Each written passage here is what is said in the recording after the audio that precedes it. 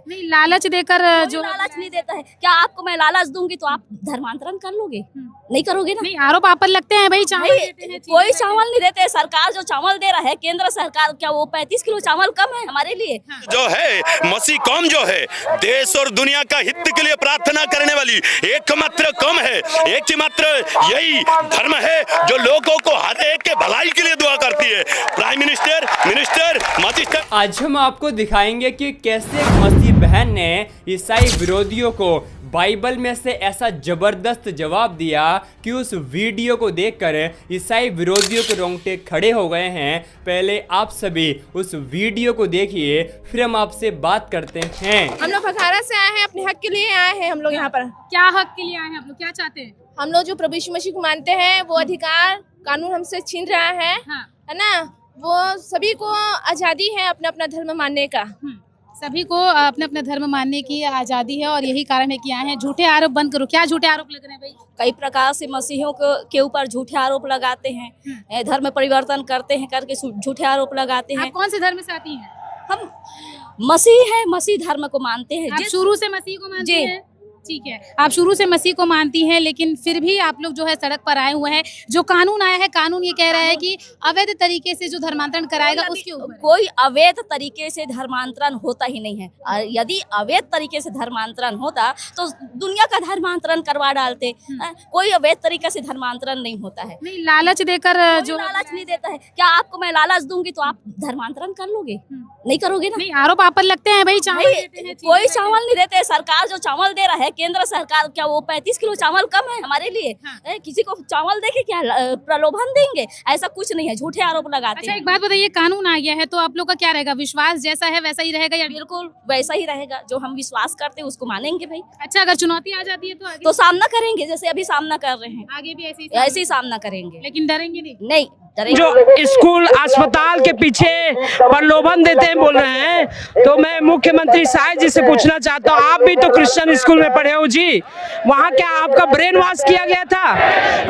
और सीएम साहब नहीं, हमारे देश के बड़े बड़े नेता अधिकारी सब क्रिश्चियन स्कूल में पढ़ते हैं। केवल वो नहीं पढ़ते, उनके बच्चे भी पढ़ते हैं। तो आप क्या मसीह समाज का जो सेवा है, वो जो काम कर रहे हैं, उसके ऊपर आप एक झूठा आरोप गढ़ रहे हो कि इन लोग प्रलोभन देकर ईसाई बनाते हैं। देखिए, शिक्षा, स्वास्थ्य और जो भी है, ये व्यक्ति का क्या बोलना चाहिए, एक जरूरत है। ये सरकार पूरा खुद नहीं करती है। देख, आप ना शिक्षा में काम कर रहे हो, ना स्वास्थ्य में काम कर रहे हो, और जो काम कर रहे हैं और केवल अभी से नहीं कर रहे हैं। इन लोगों का इतिहास देखो ना, मसीह समाज का, ये कब से शिक्षा, स्वास्थ्य इन क्षेत्रों में भयानक काम किए हैं। जहाँ स्कूल नहीं था, उन जंगलों में भी स्कूल खोले। आज उनको, आप उनकी सेवा को एक प्रलोभन का आड़ देकर अवैध धर्मांतरण बता रहे हैं। काला कानून क्यों बताया जा रहा है आप लोगों के द्वारा? मसीह समाज एक बड़ी शांति प्रिय समाज, मसीह समाज लोगों को खाने से और जीना तक सिखाती है। स्कूल, कॉलेज, मेडिकल, ईसाई लोगों के द्वारा भारत और देशों विदेशों में लोगों को जीना सिखाती है। और ये मसीह कौम को उंगली दिखाकर इसको बंद करना चाहते हैं। यही मसीह समाज जो है, मसीह कौम जो है, देश और दुनिया का हित के लिए प्रार्थना करने वाली एकमात्र कौम है, एकमात्र यही धर्म है जो लोगों को हर एक के भलाई के लिए दुआ करती है। प्राइम मिनिस्टर, मिनिस्टर, मजिस्ट्रेट के लिए और छोटे चपरासी पुलिस वाले पुलिस अधिकारी को लेकर बॉर्डर की मिलिट्री फोर्स के लिए दुआ करती है, उनकी हित के लिए, उनकी सुरक्षा के लिए, भारत देश की सुरक्षा के लिए।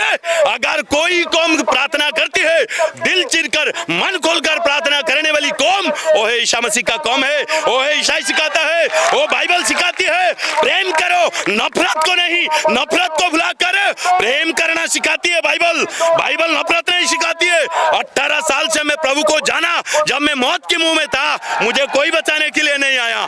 यही लोग मुझे प्रार्थना किए, आज मैं जिंदा हूँ। मैं कोई पैसा में नहीं आया, चावल में नहीं आया। और ये जो झूठा लगाते हैं, अगर मैं पलट कर बोल दूं, ये नेता मंत्री में होता है मैडम जी, ये नेता मंत्री में और पदवी के लिए, कुर्सी के लिए हो सकता है। ये ईसाई कौम ऐसा नहीं करती। ईसाई कौम जो है, लोगों की आंसुओं को पोंछने का काम करती है।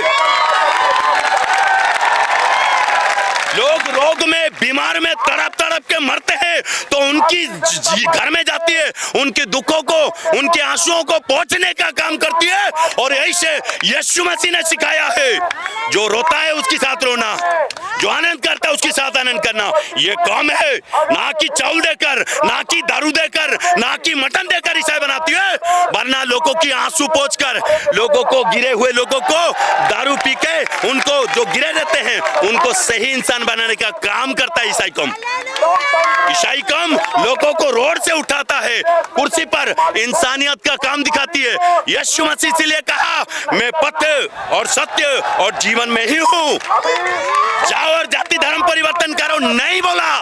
पूरी बाइबल को खोल डाला। मैं एक हिंदू लड़का हूँ, जाति धर्म में ऐसा है क्या, मैं ये चेक किया हूँ।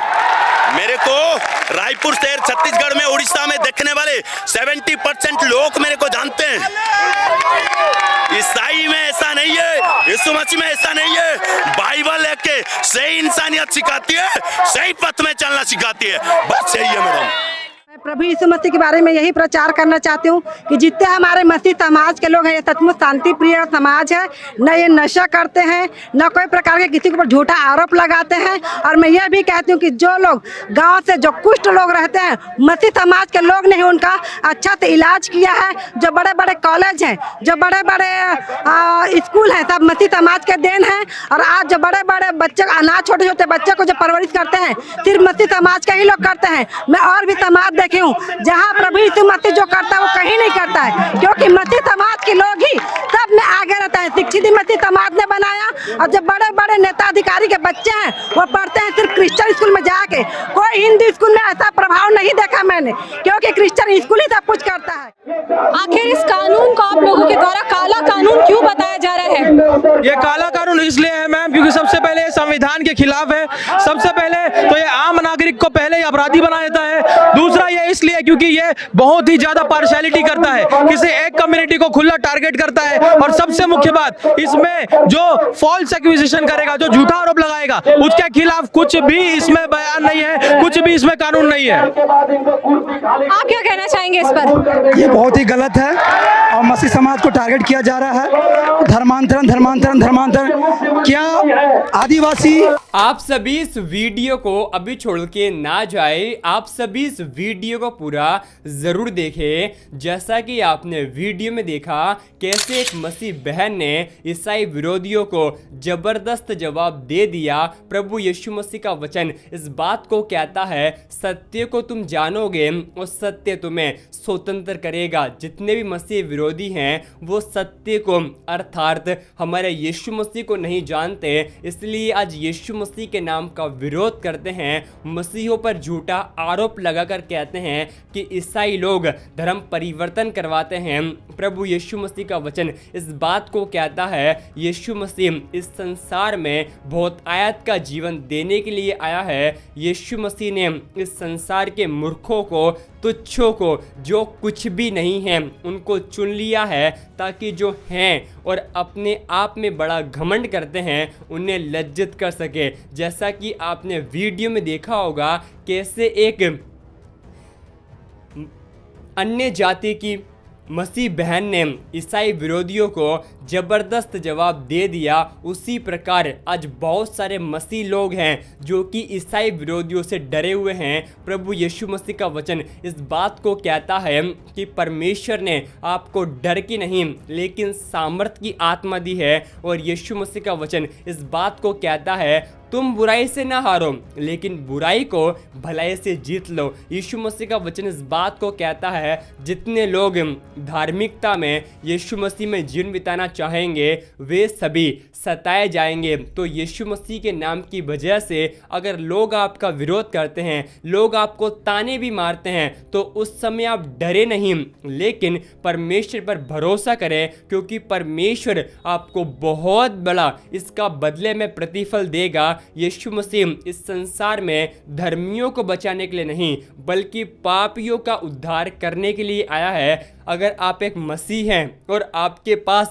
बाइबल नहीं है या आपकी बाइबल पुरानी हो चुकी है या फिर फट चुकी है, तो आज हम आप सभी के लिए अब तक की सबसे बेहतरीन कोरियन प्रिंट बाइबल लेकर आए हैं। जैसा कि आप सभी देख सकते हैं, यह बाइबल बहुत ही प्रीमियम है। अगर आप सभी को डेक बाइबल या किसी भी तरह की बाइबल चाहिए तो दिए गए नंबर पर आप हमें व्हाट्सएप पर मैसेज करें या आप हमें कॉल भी कर सकते हैं। आपको बाइबल का एडवांस पेमेंट करना होगा और सुरक्षित तरीके से बाइबल आपके घर पहुंचा दी जाएगी। आप सभी इस वीडियो को एक लाइक कर दे। परमेश्वर आपको आशीष दे।